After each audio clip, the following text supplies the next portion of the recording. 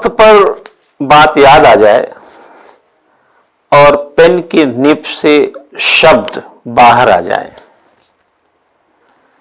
और एक अच्छे वाक्य विन्यास के साथ उसे पिरो दिया जाए और मनचाहा अंक हासिल कर लिया जाए तो उसी को लेखन कहते हैं।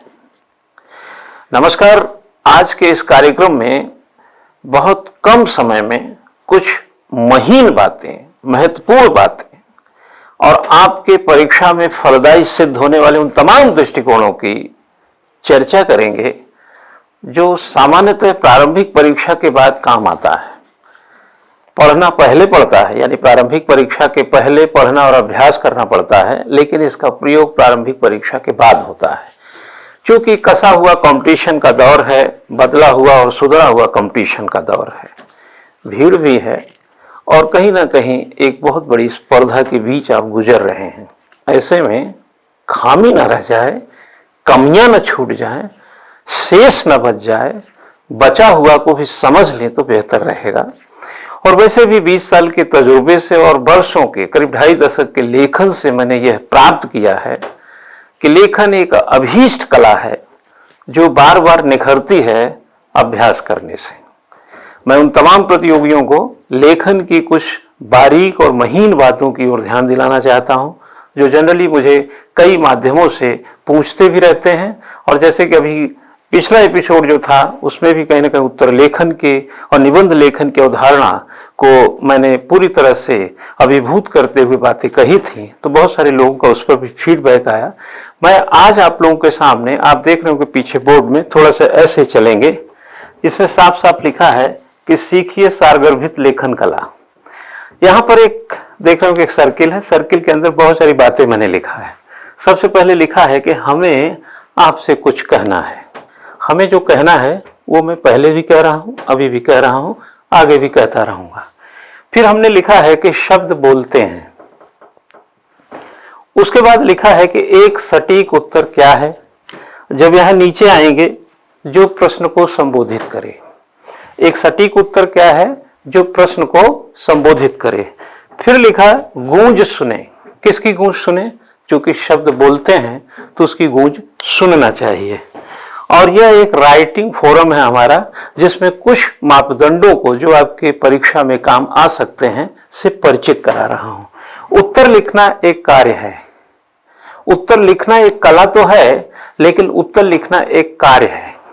हम तो कह सकते हैं कि उत्तर लिखना एक समस्या है। अगर समस्या है तो आप उसको बिना निपटाए अपने को सुकून नहीं पा सकते। अगर कार्य है तो काम चोरी हो जाती है, और काम चोरी कम ज्यादा सब करते हैं, क्योंकि काम जो है वो कहीं ना कहीं हमारे मन में टालने की एक प्रवृत्ति का विकास कर देती है। लेकिन समस्या ऐसी चीज है जो बार बार उद्दलित करती है, बार बार मोटिवेट करती है कि इसका निष्पादन, इसका निस्तारण जरूरी है। जैसे कि सर दर्द अगर हो जाए तो इसको टाल नहीं सकते हैं, क्योंकि सर दर्द एक समस्या है।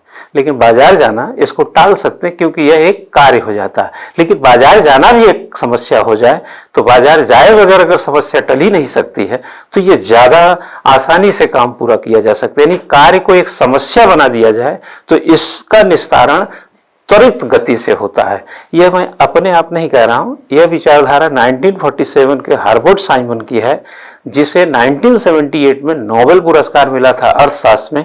क्योंकि जब हम कार्य को टालते हैं तो टाइम मैनेजमेंट सही नहीं करते, और जब उसे समस्या बना के निस्तारण करते हैं तो टाइमली उसको समाधान देते हैं। तो उत्तर लिखना एक समस्या है, न कि कार्य। कार्य है तो टालते रहेंगे, समस्या है तो निस्तारण करेंगे। उच्चारण में गलती से बचें। जब लिख रहे हो तो उच्चारण में गलती ना करें। जैसे कोई नीति लिखता है तो मैंने देखा है कि नीति में जो बड़ी की तो छोटी की मात्रा लगा देगा, बड़ा ऊ का छोटा ऊ का मात्रा कर देते हैं। कुछ उच्चारण में इस तरीके से गलतियां लोग करते हैं, जो बारीक बारीक गलतियां हैं। जनरली वैसे हिंदी मीडियम के लोग ये नहीं करते हैं, लेकिन जिनकी हिंदी अच्छी नहीं है वो जरूर कर देते हैं। थोड़ा अंग्रेजी में भी हो सकता है, जो लोग अंग्रेजी में हैं उनकी अंग्रेजी का जो लिखने की शैली है उसमें भी प्रोनाउंसिएशन प्रॉब्लम्स नहीं हो तो बेटर रहेगा। वाक्य छोटा और सटीक रखें, वाक्य छोटा रखें, सटीक रखें, ताकि अट्रैक्ट करे। आगे हमने लिखा है कि वाक्यों को दोहराव के बजाय नूतनता हो, यानी कि जैसे कोई चीज होता है फिर अगले में होता है, एक में चाहिए है फिर दूसरे में चाहिए है, इससे बेहतर है कि उसको थोड़ा सा डिफरेंट करें और वाक्य में थोड़ी सी नूतनता और उसकी डिजाइन और उसकी बनावट में आपकी जो प्रखरता दिखाई देनी चाहिए। आगे है कि आवश्यक तथ्य उभारें और विश्लेषण करें। तथ्य वही उभारें जो जरूरी है।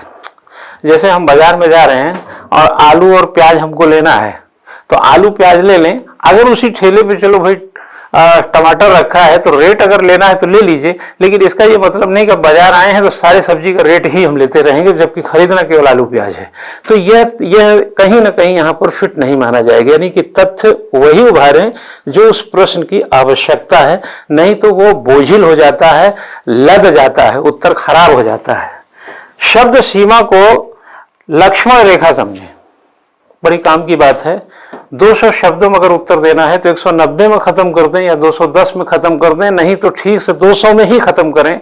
लेकिन अद्भुत तरीके से बड़ा करेंगे समझ जाएगा, और अद्भुत तरीके से छोटा भी ना करें, लमसम में करें। यानी शब्द सीमा को आप लक्ष्मण रेखा ही मान के चलें, क्योंकि आपको पाई पाई का हिसाब देना होता है और नंबर आपके इन बातों के लिए भी है, इसीलिए शब्द सीमा भी दी गई है। अतिरिक्त दर्शन से उत्तर बोझिल ना बनने दें, बहुत अच्छी जानकारी है। इसका ये मतलब नहीं कि उस प्रश्न में जरूरत ही नहीं है, आप उसको बोझिल बनाने के लिए अपने दार्शनिक, अपने लहजे को, अपनी जानकारी को विस्तारित किए जा रहे हैं। इससे थोड़ा बच जाएं तो मुनाफे का सौदा रहेगा।